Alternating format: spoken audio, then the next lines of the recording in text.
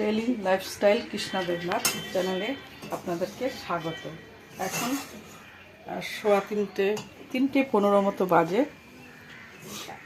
আজকে বাড়িতে কেউ নেই, আমি আমার ছোট্ট সদস্য আছি। আমরা আজকে একটু ফ্রাইড রাইস মতন করেছি, স্পেশালভাবে করেছি। এখন আমরা এটা দুজনে খাবো। আজকে বৌমা ছেলে কেউ নেই, ওর দাদুও নেই।